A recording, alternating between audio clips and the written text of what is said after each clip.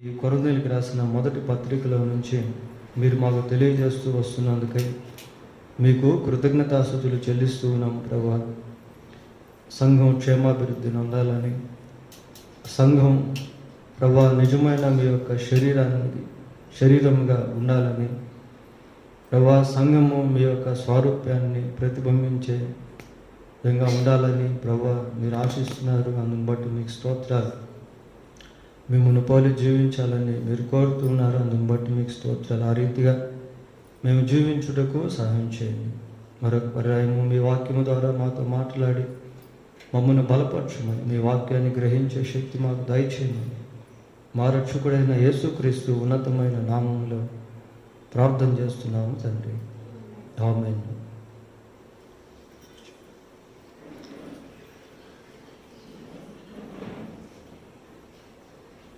ప్రియులారా, మన ఈ బైబిల్ స్టడీలో కొరింథీయులకు రాసిన మొదటి పత్రిక 9వ అధ్యాయంలో మనం ఉన్నాం.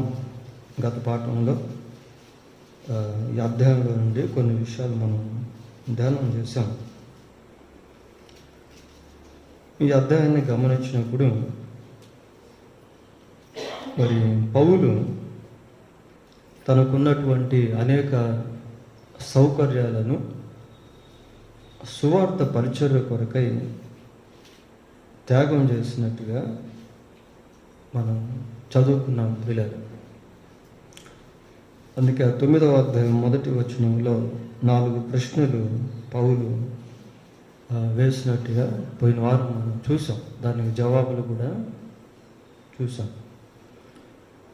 ఈ అధ్యాయంలో ముఖ్య మూల వాక్యం ఏంటి అంటే సువార్త ప్రకటన, ఆత్మల సంపాదన. ఇంకా చెప్పాలి అంటే ఆత్మల సంపాదన కొరకై సువార్త ప్రకటన లేక పరిచర్య. పౌలు ఆత్మల సంపాదన కొరకై సువార్త పరిచర్య పట్ల ప్రత్యేక దృష్టిని నిలిపాడు.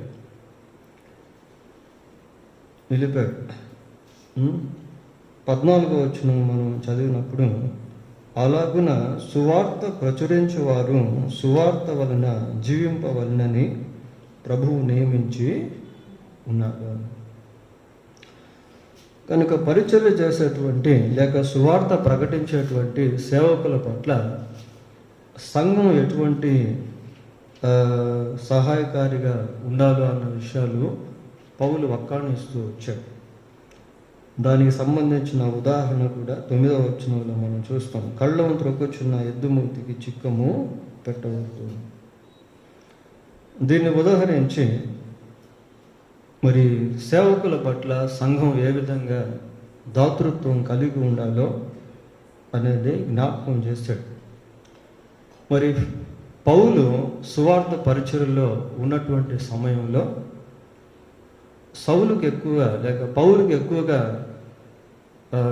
సహాయం చేసిన వాళ్ళు ఎవరు అంటే ఫిలిప్పీలో ఉన్నటువంటి సంఘము, మాసిదోనియాలో ఉన్నటువంటి సంఘాలు.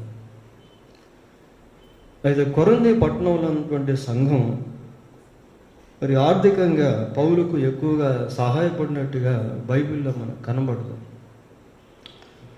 అందుకే వారికి గ్రహింపు కొరకు ఈ అధ్యాయంలో ప్రత్యేకంగా పౌలు కొన్ని విషయాలు తెలియజేస్తూ వచ్చాడు. పౌలు అనేక ప్రాంతాల్లో సువార్త ప్రకటించి అనేక ఆత్మలను సంపాదించాడు. సువార్త పరిచర్యలో తాను జీతం ఆశించలేదు, కానీ తాను సువార్త పరిచర్య కొరకై నియమించబడ్డాడు అని, అలాగనే సువార్త ప్రకటించవలసిన భారము అతని మీద మోపబడి ఉంది అని, సువార్త పరిచర్య విషయంలో దేవుడు తనకు గృహ నిర్వాహకత్వమును అప్పగించాడు అని పౌలు గ్రహించాడు. పిల్లలు,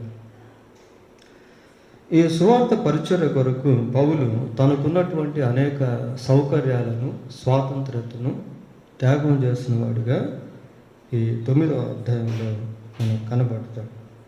సరే, పోయిన వారంలో 9వ అధ్యాయం మొదటి వచనం నుంచి 18వ వచనం వరకు మనం ధ్యానం చేసాం. ఈరోజు 19వ వచనం నుంచి చూద్దాం.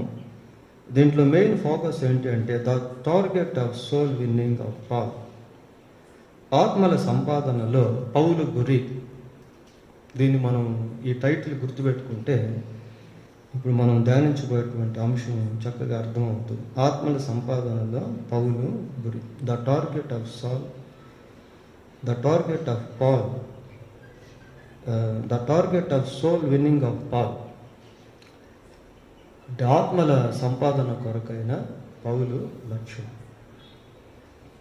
సరే, 19వ వచనం.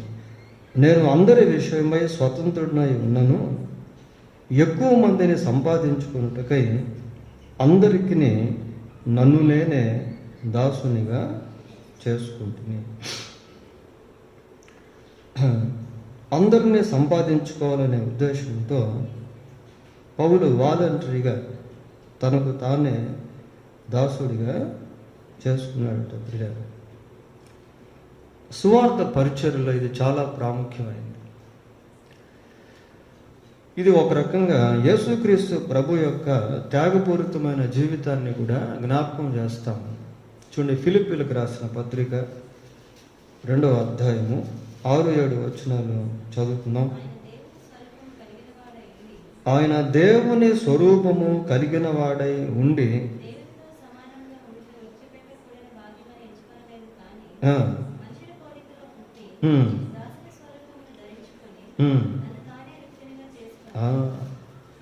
తను తానే రిక్తునిగా చేసుకున్నాడు. మనుషుని పోలికగా పుట్టాడు, దాసుని స్వరూపాన్ని ధరించాడు.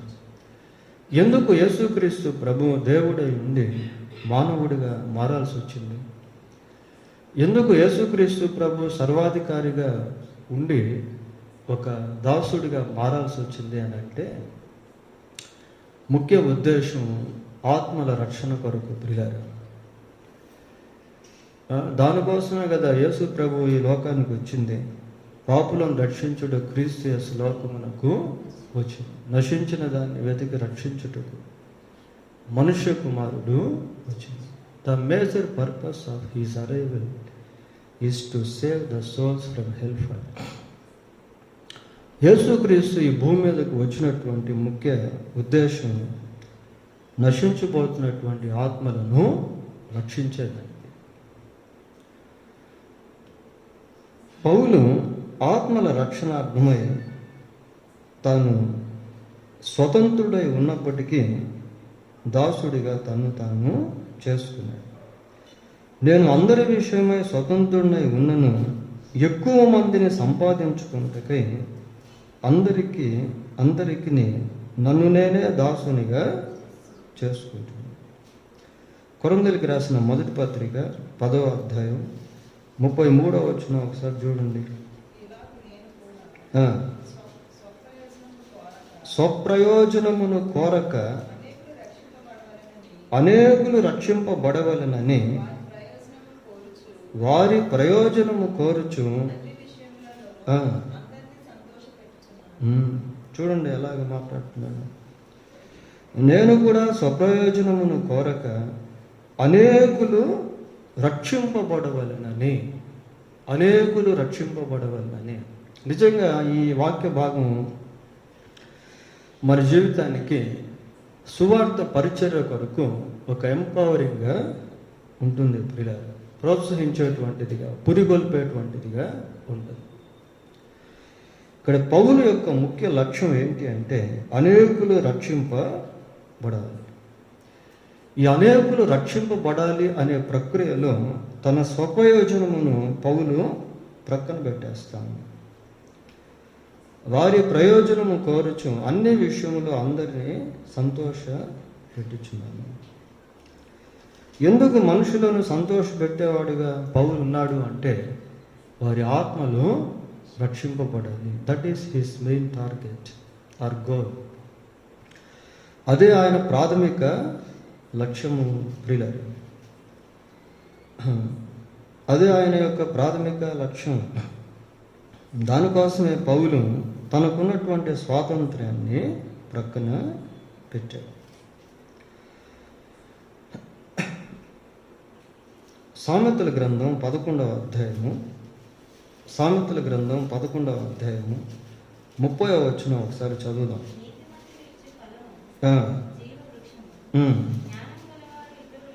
జ్ఞానము గలవారు ఇతరులను రక్షించుదురు.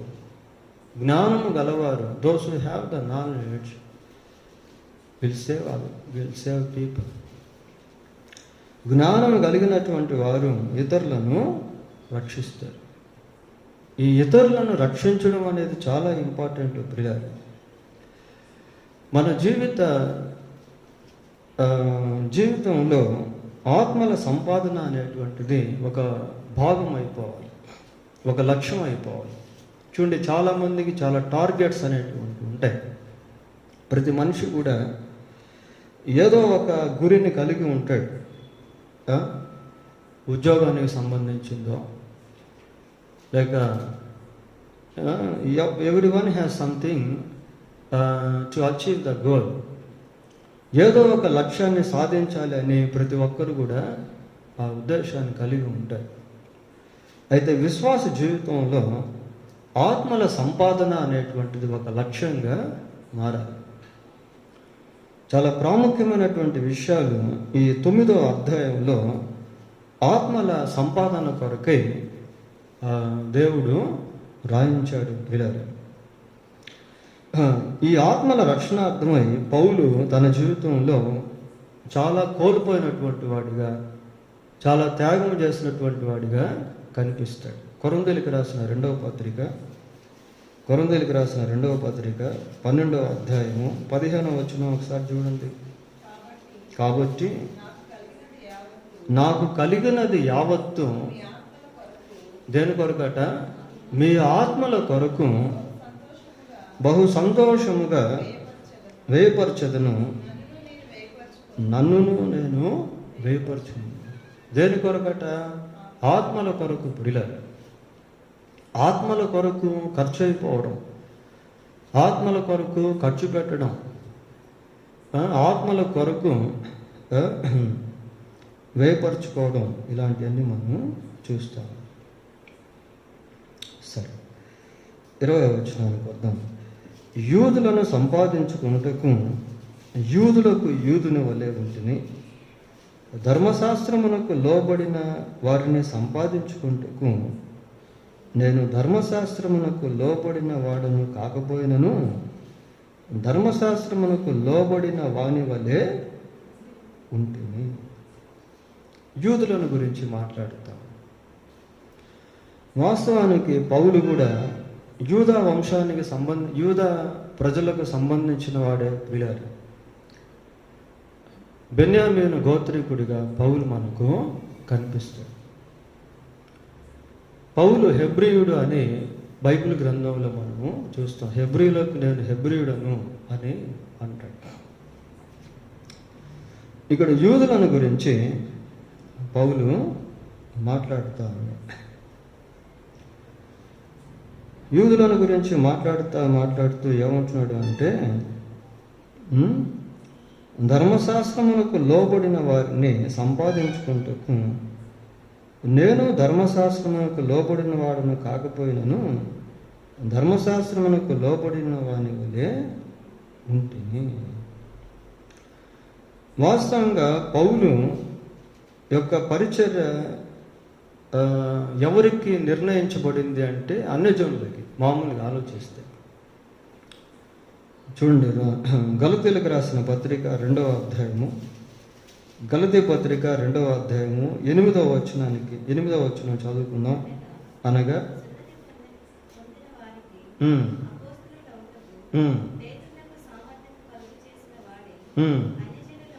అన్యజనులకు అపోస్తలుడు అగుటకు నాకును సామర్థ్యము కలుగజేసినని వారు గ్రహించిన. చాలు. పౌలు ఎవరికి అపోస్తలుడు అంటే అన్యజనులకు అపోస్తలుడు. ప్రియులారా, ఆయన పరిచర్య అన్యుల కొరకు సంబంధించినటువంటిది. అన్యులను రక్షించేటువంటి ప్రక్రియలో పౌలు పరిచర్య జరిపించాలి. అయితే ఇక్కడ యూదులను గురించి మాట్లాడతాను. Even though he was appointed to minister among the Gentiles, he has a burden for Jewish people. ప్రియులారా, పౌలు అన్యుల కొరకు పరిచర్య చేయుటకు నియమించబడినప్పటికీ యూదుల పట్ల హృదయంలో భారాన్ని కలిగి ఉంది. రోమాపత్రిక 9వ అధ్యాయం మొదటి 3 వచనాలు చూడండి. నాకు బహు దుఃఖమును,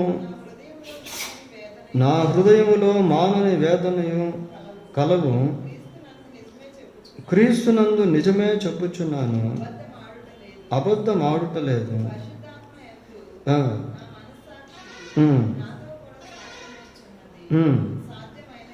సాధ్యమైన ఎడల దేహ సంబంధులైన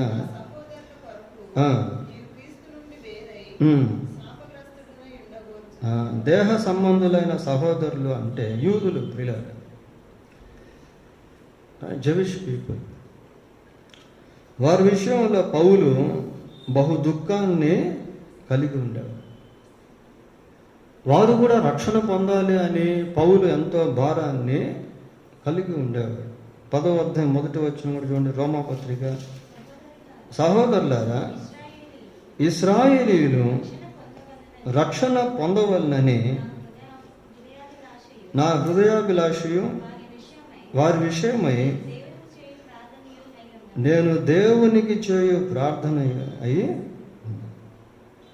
కనుక ప్రియులారా, ఇశ్రాయేలీయుల రక్షణ విషయంలో పౌలు చాలా భారం కలిగినటువంటి వాడిగా ఉండేవాడు. కనుక యూదులను సంపాదించుకునేదానికి తాను కూడా యూదుడుగానే ఉంటున్నాడు. 11వ అధ్యాయం, ఇదే రోమాపత్రిక 11వ అధ్యాయము 13వ వచనం చూడండి.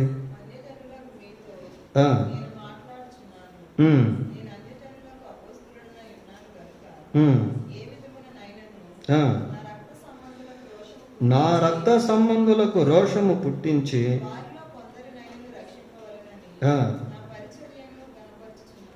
కొందరినైనా రక్షణ. చూడండి, టార్గెట్లో అంటే పౌలు యొక్క లక్ష్యంలో ఆత్మల రక్షణ అనేటువంటిది సంపూర్తిగా ఇమిడిపోయింది. ప్రియుల, ఆత్మల రక్షణ అంటే కేవలం అన్యజనుల ఆత్మల రక్షణే కాదు, దాంట్లో యూదులు కూడా ఉన్నారు. ఏ విధంగానైనా సరే యూదులలో కూడా అనేక మంది తన పరిచర్యలో రక్షణ పొందాలి అని పౌలు నిర్దేశించాడు. చూడండి, ఒక విశ్వాస జీవితంలో కూడా ఇదే మెథడ్ అనేటువంటిది ఉంటుంది. మనలో కూడా మారుమనసు పొందినటువంటి వారు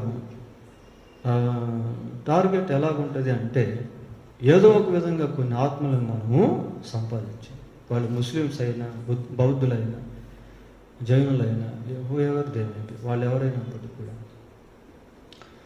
కొన్ని ఆత్మలను సంపాదించాలి ఏదో ఒక విధంగా అని ఒక విశ్వాస జీవితంలో ఖచ్చితంగా ఆశ అనేటువంటిది ఉంటుంది. ప్రియులారా,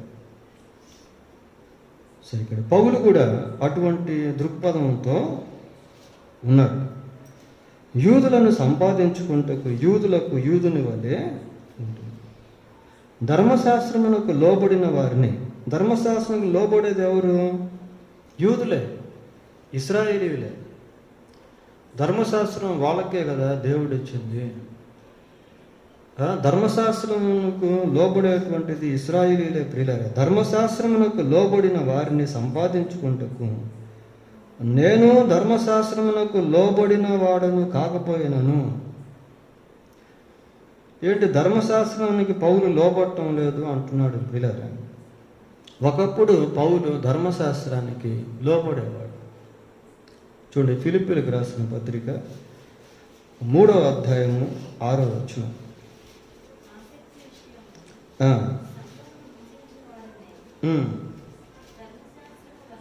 ధర్మశాస్త్రము వలనే నీతి విషయము అనిందుడనై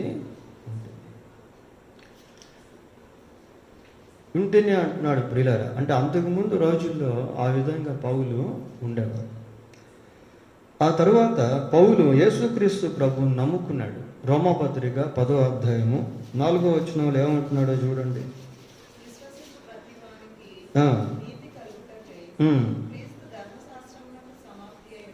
ఇప్పుడు పౌలుకి ఏం అర్థమైందంటే నీతి అనేది ధర్మశాస్త్రం వలన కాదు, ధర్మశాస్త్రమునకు సమాప్తి అయిన క్రీస్తును బట్టి నీతి కలుగుతుంది అని క్రీస్తునందు పౌలు విశ్వసించడం ప్రారంభించాడు ప్రియులారా. అయితే ఇక్కడ ధర్మశాస్త్రమునకు ఎందుకు లోబడుతున్నాడు అని అంటే పౌలు యొక్క లక్ష్యం యూదులు మారు మనసు పొందాలి. మనం అపోస్తుల కార్యం చదివితే పౌలు ఏ ప్రాంతానికి వెళ్ళినా ఫస్ట్ అక్కడ ఏం చేసేవాడంటే యూదుల సమాజ మందిరాలకు వెళ్ళి ప్రకటన చేసేవాడు. అది ఆయన వాడుకగా పెట్టుకున్నాడు దాన్ని. చూడండి, అపోస్తుల కార్యములు 17వ అధ్యాయము 2వ వచనం చదువుకుందాం. పౌలు ఏమని చెప్తున్నా అక్కడ, తన వాడుక చొప్పున సమాజం వారి వద్దకు వెళ్ళి చాలు సమాజం వారి వద్దకు వెళ్ళి సినగోగ్స్ అనేవాళ్ళు ఆ రోజు. పౌలు ఎక్కడికి వెళ్ళినా కూడా అక్కడ యూదుల సమాజ మందిరాలు ఉంటే అక్కడికి వెళ్ళి వాళ్ళకి సువార్త ప్రకటించేవాడు. పిల్లలు ఏ విధంగానైనా సరే మరి యూదులు రక్షణ పొందాలి అనే పౌలు ఉద్దేశించేవాడు. రోమాపత్రిక 1వ అధ్యాయము 16వ వచనం ఒకసారి చూడండి.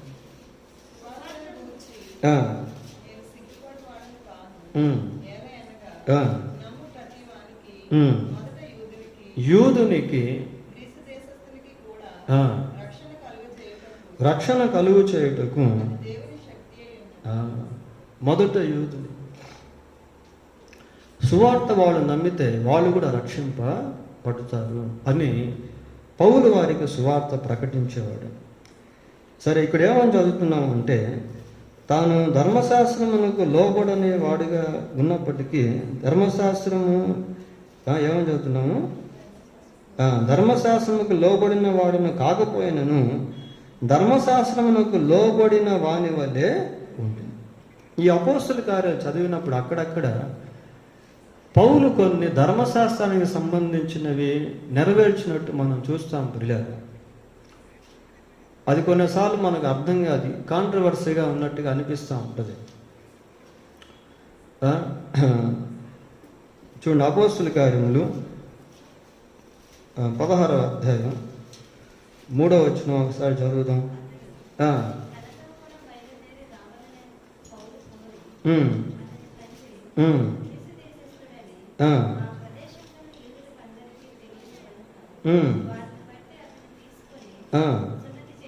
సున్నతి చేయించాను. ఎందుకు సున్నతి చేయించాడు? ఈ సున్నతి అనేటువంటిది ఎవరికి సంబంధించింది అంటే యూదులకు సంబంధించింది. యూదులకు సంబంధించింది పిల్లరా. కాబట్టి యూదుల్లో దేవుని యొక్క సువార్త ప్రకటించేదాని కొరకు పౌలు ఇలాంటి కార్యాలు జరిపించాడు.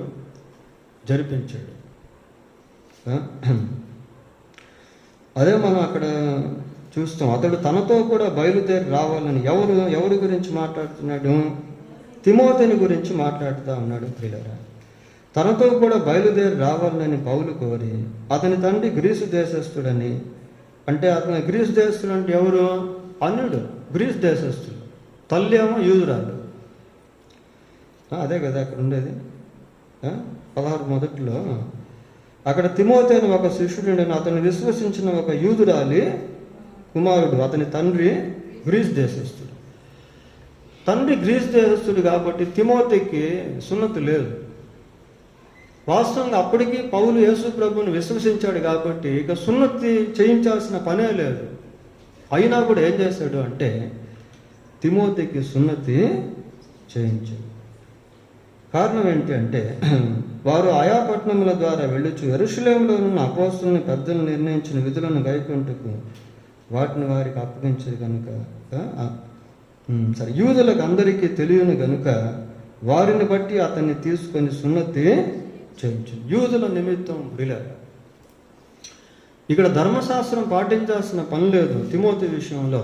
అయినా కూడా ఏం చేశాడంటే యూదుల విషయమై తిమోతికి పౌలు సున్నతి చేయించాడు. 18వ అధ్యాయం 18వ వచనం కూడా చూడండి. పౌలు ఇంకను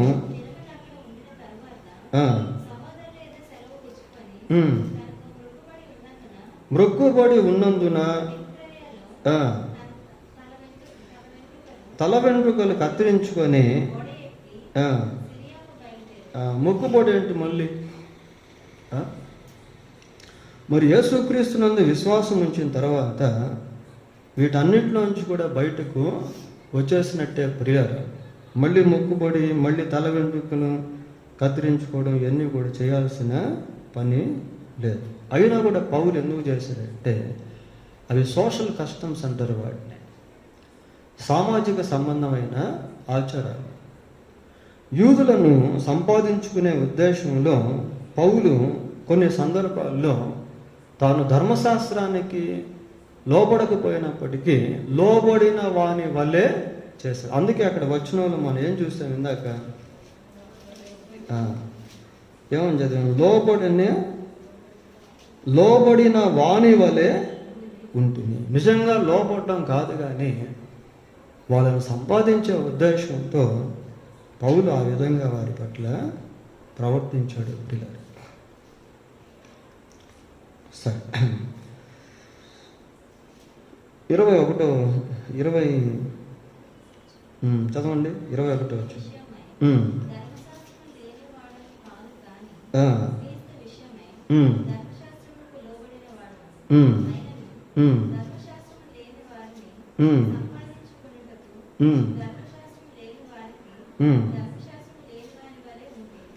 ఇది కూడా చూడండి ఎలాగుందో. పైభాగంలోమో ధర్మశాస్త్రం కలిగిన వాళ్ళ గురించి చెప్పాడు, ఇక్కడేమో ధర్మశాస్త్రం లేని వారి గురించి చెప్తా ఉన్నాడు. పైభాగంలో ధర్మశాస్త్రం కలిగిన వాళ్ళు ఎవరు అంటే యూదులు, క్రింది భాగంలో ధర్మశాస్త్రం లేని వాళ్ళు ఎవరు అంటే అన్యులు. పిల్లలు అన్యులు, వాళ్ళకి ధర్మశాస్త్రం లేదు. వాళ్ళ పట్ల ఎలా ఉన్నాడంట? ధర్మశాస్త్రం లేని వాని వల్లే ఉన్నాడంట. ఎందుకు అంటే వాళ్ళని సంపాదించుకునేదానికి.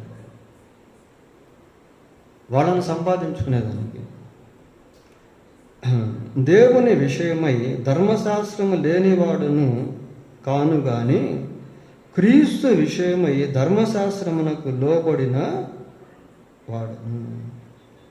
Actually he had the old testament of God.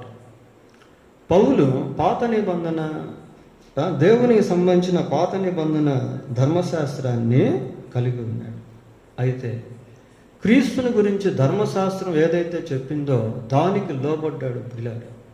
అంతకుముందు పౌలుకి ధర్మశాస్త్రంలో ఉన్నటువంటి క్రీస్తు తెలియదు కాబట్టి క్రీస్తుని ద్వేషించేటువంటి వాడిగా ఉన్నాడు, క్రైస్తవుని హింసించేటువంటి వాడిగా ఉన్నాడు. ఎప్పుడైతే ధర్మశాస్త్రంలో ఉన్న యేసుక్రీస్తు ప్రభు అర్థమయ్యాడో అప్పుడు ధర్మశాస్త్రానికి లోబడ్డాడు. అది ఒకటి. పోతే రెండవదిగా ధర్మశాస్త్రానికి లోబడ్డం అంటే ఏంటి అంటే ధర్మశాస్త్ర సంబంధమైనటువంటి ఆచారాలు, విధులు, పద్ధతులు, ఆచరణలు వాటికి లోబడినట్టు కాదు. దేనికి లోబడాలి అంటే ఇప్పుడు మనం క్రీస్తు ప్రభువుని నమ్ముకున్న తర్వాత కూడా మనం కూడా ధర్మశాస్త్రానికి లోబడాలి. మనమే కాదు, ప్రభువుని నమ్ముకున్న అందరూ కూడా ధర్మశాస్త్రానికి లోబడాలి. ఏ విషయంలో లోబడాలి అని అంటే చూడండి, రోమాపత్రిక 13వ అధ్యాయము, రోమాపత్రిక 13వ అధ్యాయము 8వ వచనాన్ని చదువు.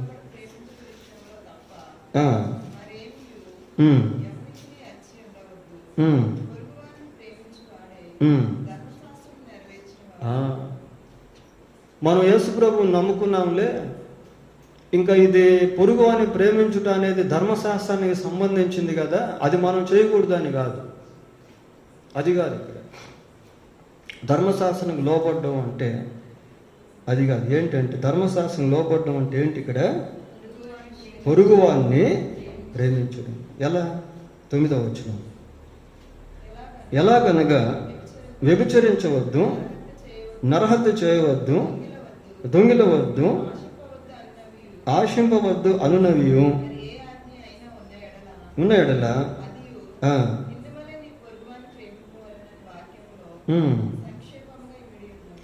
అది ధర్మశాస్త్రం లోపడడం అంటే అది. యేసు ప్రభు దగ్గరికి ఒక వ్యక్తి వచ్చి, ప్రభా ధర్మశాస్త్రంలో ప్రధానమైన ఆజ్ఞ ఏది అని అడిగాడు.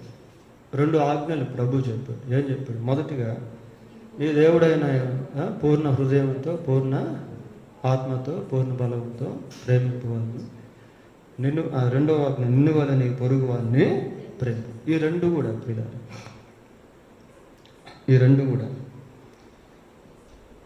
కాబట్టి ధర్మశాస్త్రానికి లోబడ్డం అంటే ఏంటి అంటే ఆ అర్చనాచారాలు, ఆ పాత సంబంధమైన బలులు, పద్ధతులు అవి ఆచరించడం అనేది కాదు. కానీ ధర్మశాస్త్రంలో మరి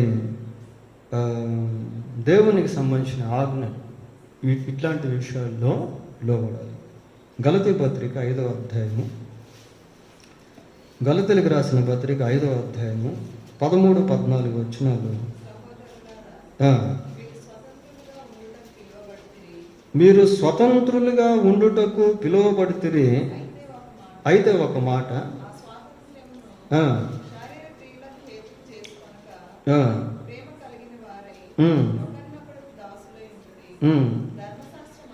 ధర్మశాస్త్రం అంతయు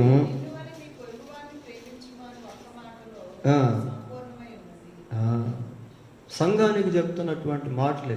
గలతీలో ఉన్న సంఘానికి పౌలు రాసిన పత్రికలో ఈ మాటలు చెప్పు. ధర్మశాస్త్రం అంతయు నిన్ను వలె నీ పొరుగువాన్ని ప్రేమించుము అను ఒక మాటలో సంపూర్ణమై ఉన్నది.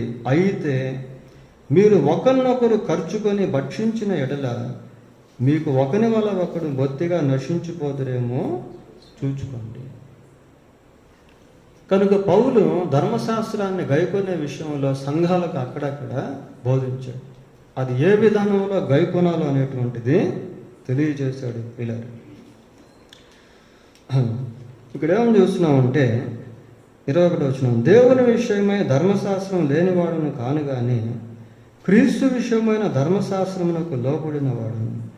అయినను ధర్మశాస్త్రం లేని వారిని సంపాదించుకుంటకు ధర్మశాస్త్రం లేని వారికి ధర్మశాస్త్రము లేని వాని వలె ఉంటుంది.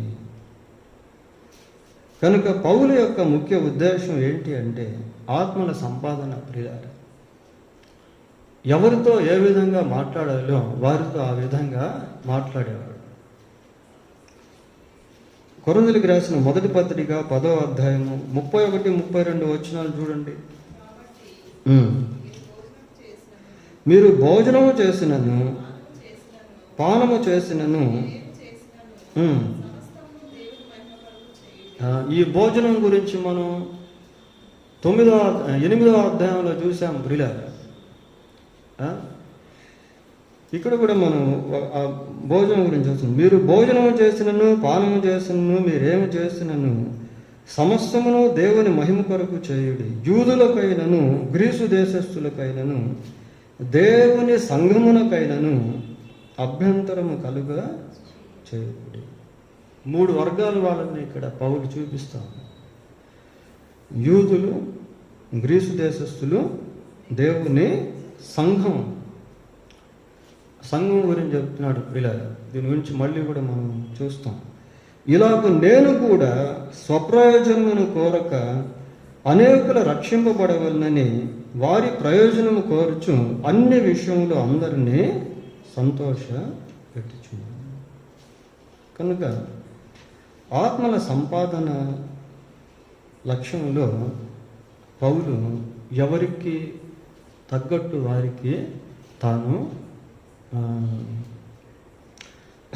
ఇమిడిపోతూ జీవిస్తూ వచ్చాడు ప్రియులారా.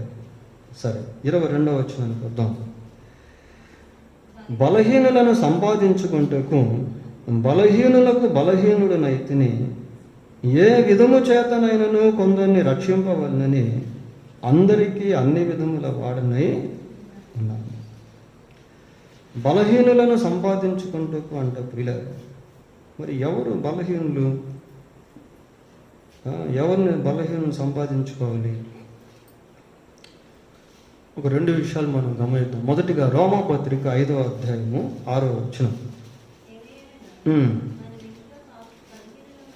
మనం ఇంకా బలహీనులమై ఉండగా క్రీస్తు యుక్తకాలమున భక్తిహీనుల కొరకు చనిపోయాడు. ఒక రకంగా భక్తిహీనత అనుకోవచ్చు ప్రియులారా, లేక పాపంలో ఉన్నటువంటి వారు అని అనుకోవచ్చు. మరి పాపంలో ఉన్నవారిని సంపాదించుకునే దాని కొరకు పౌలు కూడా పాపం చేశాడా? అది కాదు, అది కాదు. సరే, ఇక్కడ బలహీనులు అనేటువంటిది ఎవరిని మనం చూస్తున్నామంటే భక్తిహీనులు అన్నట్టుగా చూస్తాం. సరే, అది అలా పెడదాం. రెండవదిగా కొరింథీయులకు రాసిన మొదటి పత్రిక 8వ అధ్యాయము 9వ వచనం ఒకసారి చూడండి. అయినను బలహీనులకు, ఇక్కడ బలహీనులు అంటే ఎవరు? సంఘంలో ఉన్నటువంటి వాళ్ళు, అంటే ఇంకా మెచ్యూరిటీలోకి రానటువంటి వాళ్ళు, కొత్తగా సంఘంలో చేర్చబడుతున్నారు అనుకోండి. వాళ్ళకి చాలా విషయాలు తెలియదు. ప్రత్యేకంగా ఈ విగ్రహార్పితం గురించి సందర్భం ఇది. 8వ అధ్యాయం 1వ వచనంలో విగ్రహములకు బలి అర్పించిన వాటి విషయం ఆ దినాల్లో మనం ధ్యానం చేశాం దీని గురించి. కాబట్టి కొత్తగా సంఘంలో చేర్చబడినటువంటి వారికి అనేక విషయాలు తెలియదు కనుక వారి విషయంలో విశ్వాసులు అయినటువంటి వారు జాగ్రత్తగా ఉండాలి, వ్యవహరించాలి ప్రియులారా. వాళ్ళని చాలా జాగ్రత్తగా డీల్ చేయాలి. సంఘంలో ఎవరైనా తప్పిపోయినప్పుడు వారి విషయంలో కూడా జాగ్రత్తగా డీల్ చేయాలి. మత్తయి సువార్త 18వ అధ్యాయం 15వ వచనం ఒకసారి చదవండి. నీ సహోదరుడు నీ ఎడల తప్పిదము చేసిన ఎడల నీవు పోయి నీవును అతడును ఒంటరిగా ఉన్నప్పుడు అతన్ని గద్దించుము. అతడు నీ మాట వినిన ఎడల నీ సహోదరుని సంపాదించుకుంటే. గద్దింపు అనేది ఎప్పుడు కలుగుతుంది అంటే ఏదో ఒక పొరపాటు అక్కడ జరిగినప్పుడు ప్రియులారా. ఈ మాటలు ఎవరు చెప్పారు? ఈ మత్తయి సువార్త 18వ అధ్యాయంలో స్వయంగా యేసుక్రీస్తు ప్రభువే చెప్పాడు. కనుక సంఘంలో ఎవరైనా బలహీనులుగా ఉంటే, ఒకవేళ అది పాపం విషయంలో కానీ లేకుంటే దేవుని విషయమైన గ్రహింపు విషయంలో కానీ ఎవరైనా బలహీనులుగా ఉంటే వారి విషయంలో దేవునిలో ఎదిగినటువంటి వారు చాలా జాగ్రత్తగా డీల్ చేయాలి. అందుకే కొన్నిసార్లు ఈ కొత్తగా మందిరానికి వస్తూ అప్పుడప్పుడే దేవుని నమ్ముకుంటూ బాప్తిసం తీసుకుని ఎదిగేటువంటి స్థితిలో ఉన్నవారి దగ్గర చాలా కేర్ఫుల్గా ఉండాలి. ఎందుకంటే కొన్నిసార్లు వాళ్ళ ఫోకస్ ఎక్కువగా దేని మీద పెడతారంటే మందిరానికి వచ్చేటువంటి విశ్వాసుల మీద ఫోకస్ పెట్టుకుంటారు. మనం చాలా సంవత్సరాల నుంచి మందిరానికి వస్తూ ఉన్నప్పుడు కొత్తగా వచ్చేటువంటి వారు ఎవరిని చూస్తారంటే మనల్ని చూస్తారు. ఫస్ట్ మనం ఏది చేస్తే అది వాళ్ళు చేయాలి అనుకుంటారు. మనం ఏ విధంగా మాట్లాడితే వాళ్ళు ఆ విధంగా మాట్లాడాలనుకుంటారు. కనుక అట్లాంటి వారి విషయంలో జాగ్రత్తగా డీల్ చేయాలి. వాళ్ళతో బలహీన సంబంధమైన విషయాలు మాట్లాడకూడదు.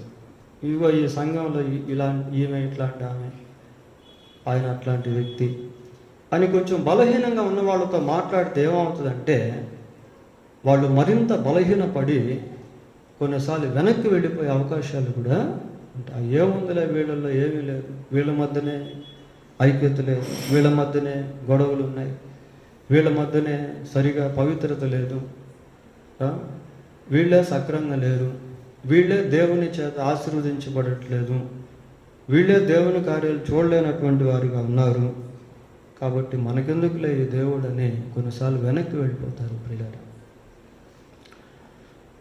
పౌలు మాంసం తినవచ్చు, కానీ ఏమంటున్నాడంటే ఆ కింద వచ్చిన 13వ వచనం అంటాడు, కాబట్టి భోజన పదార్థము వలన 8వ అధ్యాయం 13వ వచనం.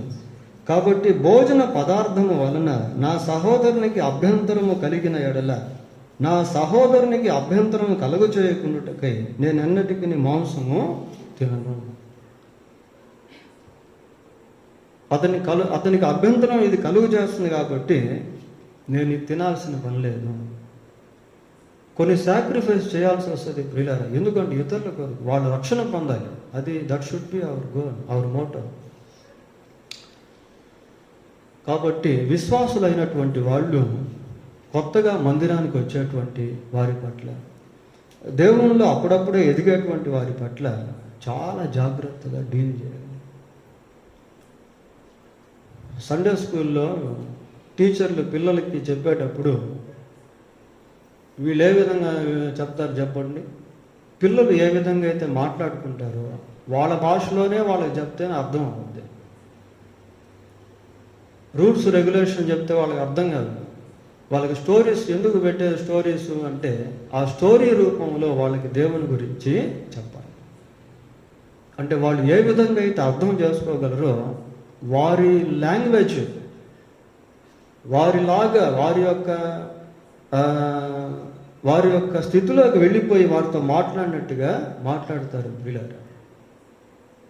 అదేవిధంగా మరి దేవుళ్ళు అప్పుడప్పుడే ఎదుగుతున్నటువంటి వారి విషయంలో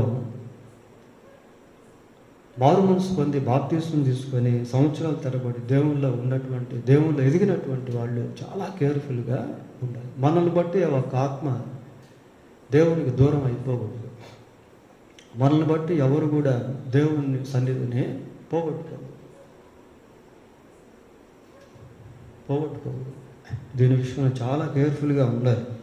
నా అనుదిన ప్రార్థన అంశాల్లో భవిష్యత్తుకి సంబంధించిన ఒక ప్రార్థన అంశంలో ఒక భాగం ఏంటి అంటే, ప్రభువా నన్ను బట్టి ఎవరు కూడా పరలోకాన్ని పోగొట్టుకోకుండానట్లు, నరకానికి వెళ్ళకుండానట్లు, ఆత్మహత్య చేసుకోకుండానట్లు సహాయం చేయండి ప్రభువా అని ప్రార్థన చేసుకుంటాం.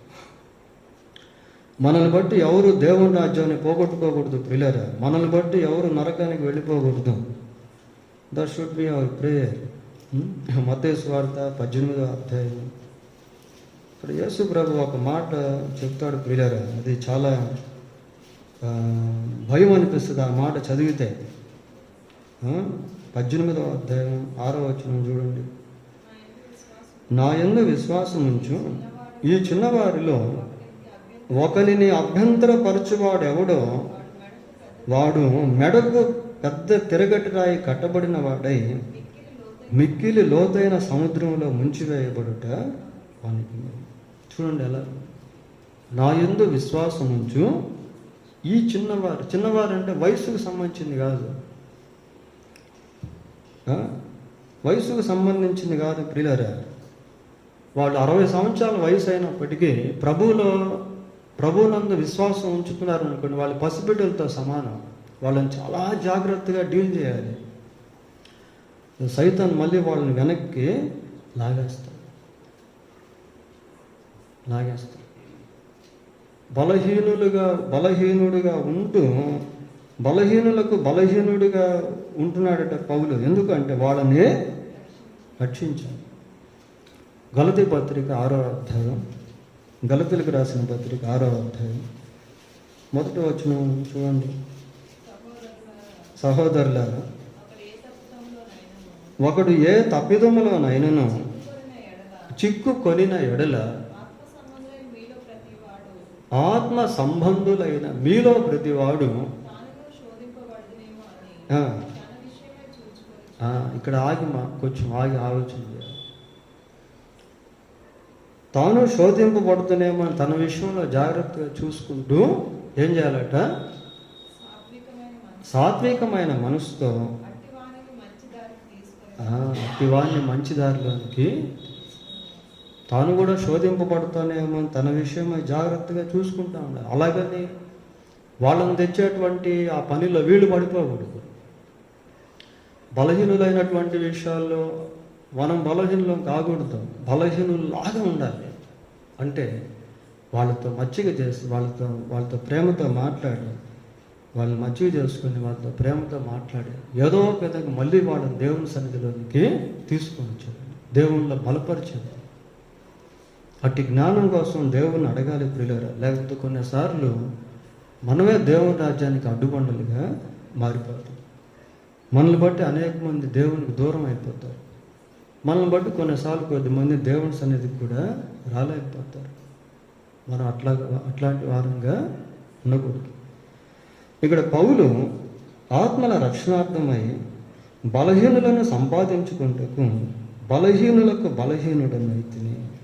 కనుక అన్యులతో సువార్త ప్రకటించేటువంటి సమయంలో కూడా చాలా జాగ్రత్తగా వాళ్ళకి అర్థమయ్యే విధానంలో సువార్త చెప్పాలి. వాళ్ళ దగ్గరికి వెళ్ళి వంశావళి గురించి చెప్పామనుకోండి, వాళ్ళు కన్ఫ్యూజ్ అయిపోతారు.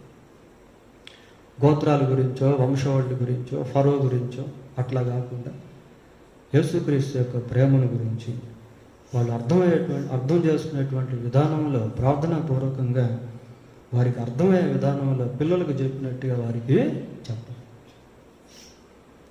ఆ మధ్య ఒక ఆయన వచ్చాడు ఇక్కడికి మందిరానికి.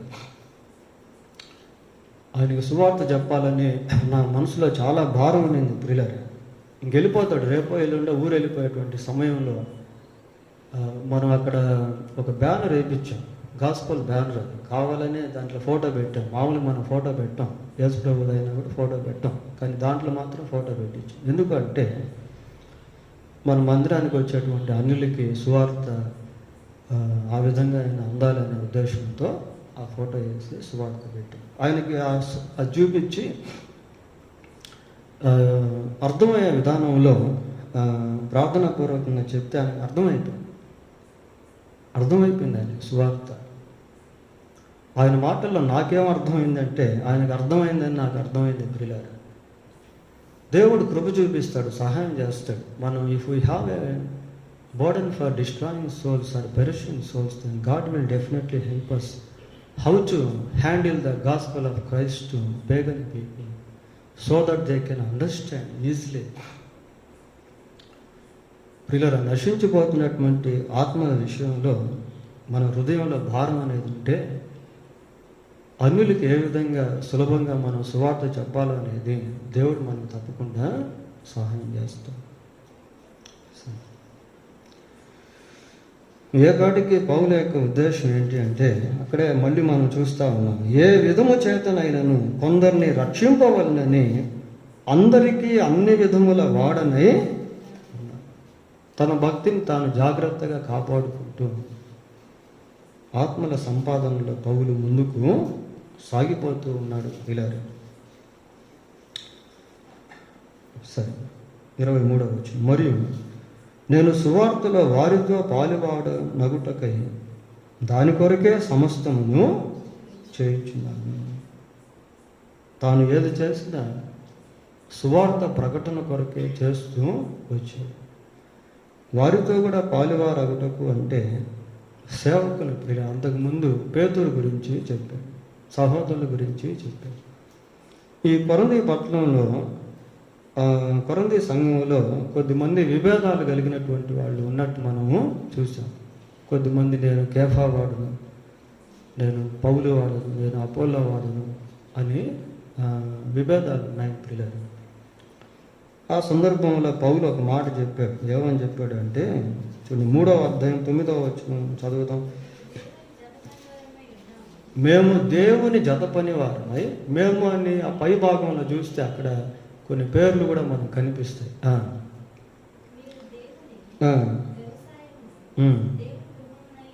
అది మేము దేవుని జత పని వారమై ఉన్నాము.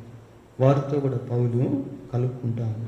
సరే 24వ వచనం, పందెపు రంగమందు పరిగెత్తు వారందరూ పరిగెత్తుదురు, కానీ ఒక్కడే బహుమానం పొందునని మీకు తెలియదా? అటువలే మీరు బహుమానం పొందినట్లుగా పరిగెత్తుడి. వాళ్ళని ప్రోత్సహిస్తూ ఉన్నాడు ప్రియులారా. ఆ దినాల్లో ఈ పరుగు పందెం గురించి కొరంథీ పట్టణంలో ఉన్నటువంటి ప్రజలకి మంచి అవగాహన అనేది ఉండేది. ఇప్పుడు మన కాలంలో కూడా ఈ పరుగు పందాలు మనం చూస్తూ ఉంటాం. అప్పుడప్పుడు అథ్లెటిక్స్ కొన్ని టీవీలో కూడా చూపిస్తూ ఉంటారు పిల్లలు. ఈ పందెంలో పరిగెత్తేటువంటి వాళ్ళల్లో ఎవరో ఒక వ్యక్తికే బహుమానం అనేది వస్తుంది. అలాగని ఎవరో ఒకరికి బహుమానం వస్తుందని అందరూ ప్రయత్నం చేయకుండా ఉంటారా? అందరూ ప్రయత్నం చేస్తారు. ఎందుకు ప్రయత్నం చేస్తారంటే ఆ వచ్చే ఒక బహుమానం నాకు రావాలి అని ఎవరికి వారే సాయశక్తులా ప్రయత్నం చేస్తారు. ఇలా అయితే దైవిక సంబంధమైన విషయంలో ఒక్కరే బహుమానం పొందుతారనే కాదు, అందరూ బహుమానం పొందుతారు. కాబట్టి అందరూ ఒకే విధమైన లక్ష్యాన్ని కలిగి ఉంటారు. అందుకే పౌలు తిమోతికి రాసిన 2వ పత్రిక 4వ అధ్యాయంలో మంచి పోరాటం పోరాడుతుంది, నా పరుగు తుదముట్టించుకుని విశ్వాసమును కాపాడుకుంటుని అని చెప్పి ఏమంటాడు ఒకసారి చూడండి అక్కడ. ఇక మీదట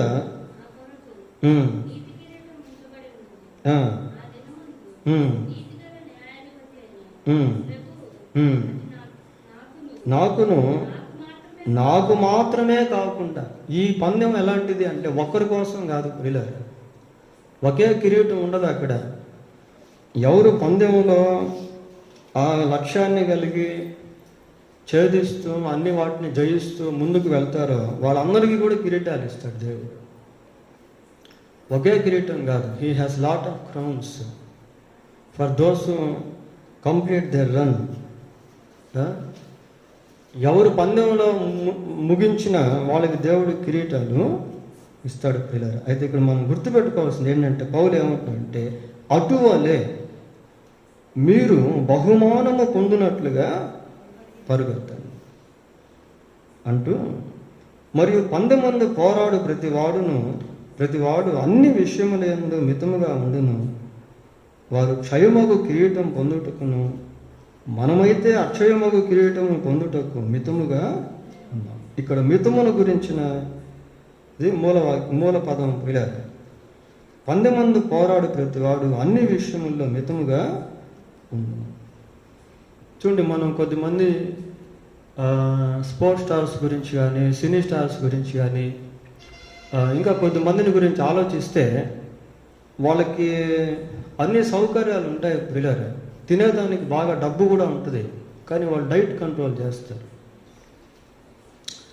ఈ పరుగు పందెంలో పాల్గొనేటువంటి వాళ్ళు విపరీతంగా తినేశారనుకోండి, వాళ్ళు పరిగెత్తలేరు. అంటే ఈ పరుగు అనేది ఏదో ఒక రోజు ఉంటుంది, కానీ దానికి ముందు వాళ్ళు ఖాళీగానే ఉంటారు. అయినా కూడా అది పలానా రోజు కదా, వచ్చే నెలలో కదా, ఇప్పుడు బాగా తింటామని చెప్పి తినరు. అది వచ్చే నెలలో ఎప్పుడో ఒక రోజు ఉన్నప్పటికీ ఇప్పుడు కూడా వాళ్ళు ఎలాగుంటారు, డైట్ కంట్రోల్ చేస్తూనే ఉంటారు ప్రతిరోజు కూడా. సినిమా యాక్టర్లు కూడా అంతే. వాళ్ళ బాడీ స్ట్రక్చర్ నాజుగ్గా ఉండాలనే ఉద్దేశంతో సమపాళ్లలోని ఆహారాన్ని తీసుకుంటారు, విపరీతంగా తీసుకోరు. Even though they have lot of money, they have a diet control because of the flesh structure. వారి యొక్క శరీర ఆకృతిని నిమిత్తమై వాళ్ళకి డబ్బు ఎక్కువ ఉన్నప్పటికి కూడా తగు పాళ్ళల్లోనే ఆహారాన్ని తీసుకుంటారు, మితంగా ఉంటారు. అయితే ఇక్కడ మనం ఏం చూస్తున్నామంటే అన్ని విషయముల్లో మితముగా ఉండాలి. అన్ని విషయాల్లో కూడా మితంగా ఉండమని చెప్తున్నాడు ప్రియులారా. దీంట్లో 2 విషయాలు మనకు అర్థం కావాలి. ఏంటంటే ఒకటి సెల్ఫ్ కంట్రోల్, రెండవది సెల్ఫ్ డిసిప్లిన్. ఒక విశ్వాస జీవితంలో భౌతిక ఆధ్యాత్మిక రెండింటిలో కూడా ఈ సెల్ఫ్ కంట్రోల్, సెల్ఫ్ డిసిప్లిన్ అనేటువంటిది ఉండాలి. తిమోతికి రాసిన మొదటి పత్రిక 1వ అధ్యాయము 18వ వచనం ఒకసారి చదువుదాం.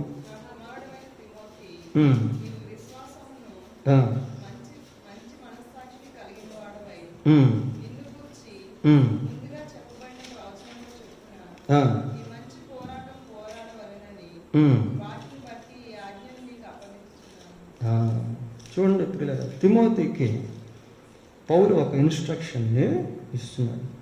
నీవు విశ్వాసమును మంచి మనస్సాక్షి కలిగిన వాడవై నిన్ను గూర్చి ముందుగా చెప్పబడిన ప్రవచనములో చొప్పున ఈ మంచి పోరాటం పోరాడగలనని వాటిని బట్టి ఆజ్ఞ నీకు అప్పగించు.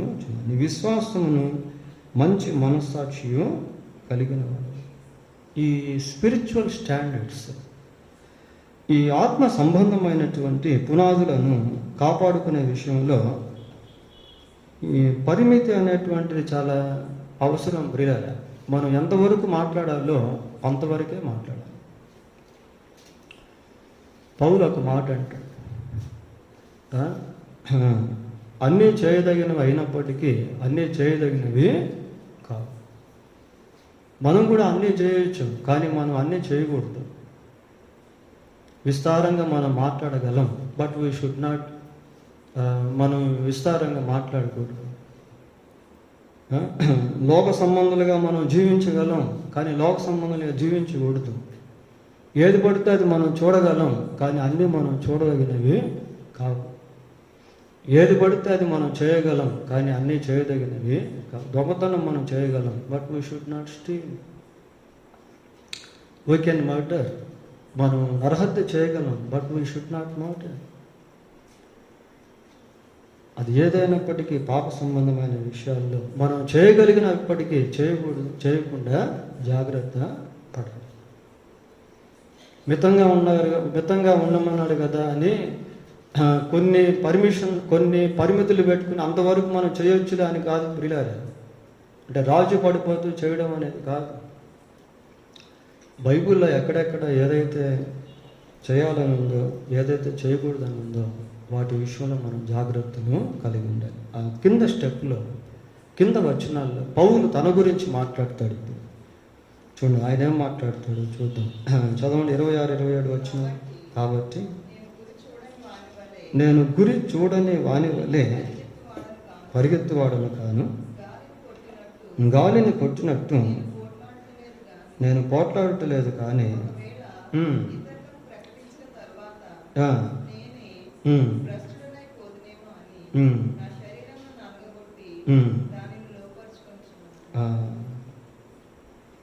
భ్రష్టుని అయిపోతానేమో అని శరీరాన్ని నలగొట్టుకుంటున్నాడట ప్రియులారా. ఇది మనం ఫిజికల్గా తీసుకోకూడదు. శరీరాన్ని నలగొట్టుకోవడం అంటే శరీరాన్ని కొట్టుకోవడం అని కాదు. అంతకుముందు రోజుల్లో సాధువులు ఏం చేసేవాళ్ళు అంటే, వాళ్ళు హిమాలయ పర్వతాలకు వెళ్ళి అక్కడ వారి శరీరాలను నలగొట్టుకునే ప్రయత్నాలు చేసేవాళ్ళు. సరైన ఆహారం తీసుకోకుండా, ఆ మంచు ప్రదేశాల్లో సరైన వసతులు లేకుండా తపస్సులాగా చేసుకునేవాళ్ళు. ఎందుకు అంటే వాళ్ళు సాధువులుగా జీవించాలి కాబట్టి వాళ్ళలో శరీరాశ ఇవన్నీ ఏం పనిచేయకూడదు అని వాళ్ళు ఆ ఉద్దేశంతో శరీరాలను నలగొట్టుకునే ప్రయత్నాలు చేసేవాళ్ళు. ఇక్కడ భ్రష్టుని అయిపోదునేమో అని నా శరీరం నలగొట్టుకుంటున్నా అంటే ప్రాక్టికల్గా లేక ఫిజికల్గా భౌతికంగా శరీరాన్ని నలగొట్టుకోవడం అనేటువంటిది కాదు ప్రియులారా. నేను ఇందాక మీకు 2 విషయాలు చెప్పాను. ఒకటి సెల్ఫ్ కంట్రోల్, 2 సెల్ఫ్ డిసిప్లిన్ అని. ఈ ఆశా నిగ్రహం అనేటువంటిది కలిగి ఉండాలి, క్రమశిక్షణ అనేటువంటిది కలిగి ఉండాలి. ఇక్కడ పౌలు ఏమంటున్నాడంటే, నేను గురి చూడని వాని వలె పరిగెత్తువాడను, కానీ హీ హ్యాస్ ఎ గోల్, ఒక లక్ష్యాన్ని ఆయన కలిగి ఉన్నాడు. అందుకే తన జీవితాన్ని ముగించేటువంటి సమయంలో ఏమంటాడు అంటే, నా పరుగు తుదముట్టించుతుంది అంటాడు. So he completed his race because he had a goal. గాలిని కొట్టినట్టు నేను పోట్లాడుట లేదు.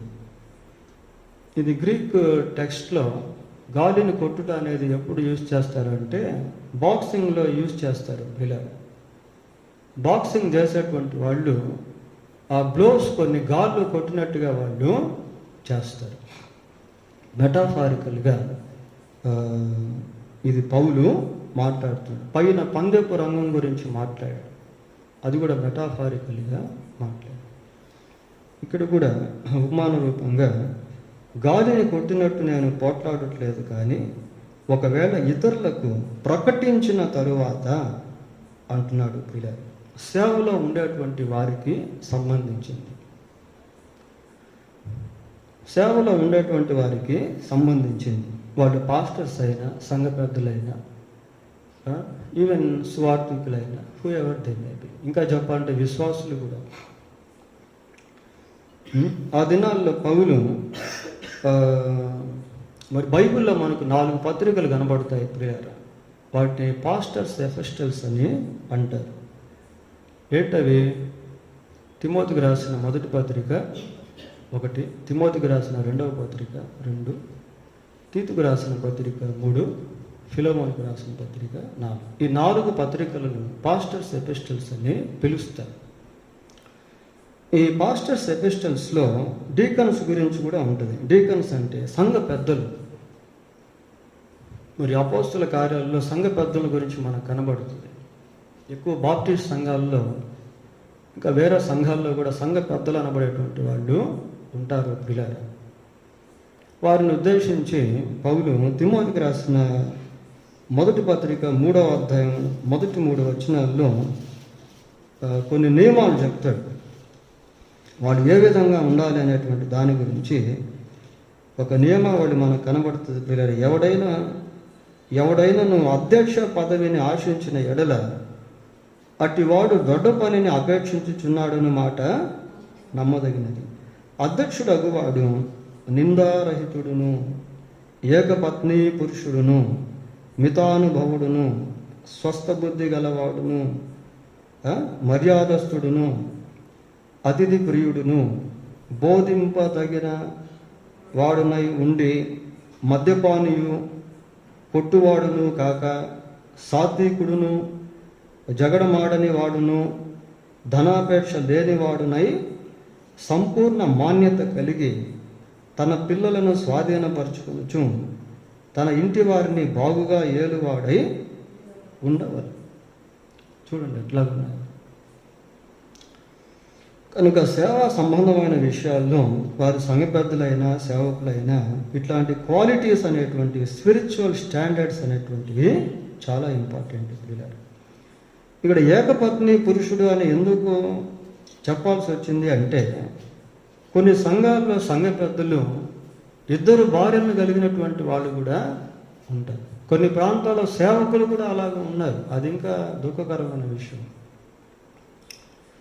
అసలు కొరింథీ పత్రికలో, కొరింథీ సంఘంలో మేజర్ ఇష్యూస్లో ఒక విషయం ఏంటంటే 5వ అధ్యాయం మొదటి వచనం చదవండి.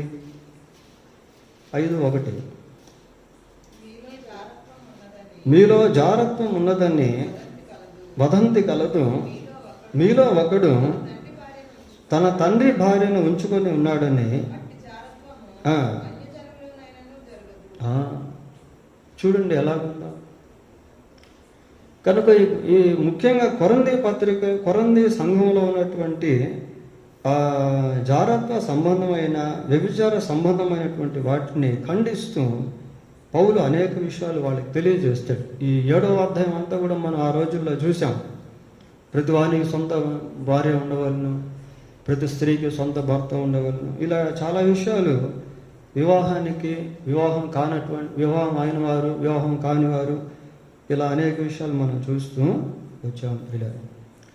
కనుక ఈ పరిచర్య చేసేటువంటి సమయంలో పరిచర్య చేసేటువంటి వారు చాలా అలర్ట్గా ఉండాలి. 106వ కీర్తన 101వ కీర్తన 6వ వచనం కూడా చూడండి. 101 నా యొద్ద నివసించినట్లు దేశములో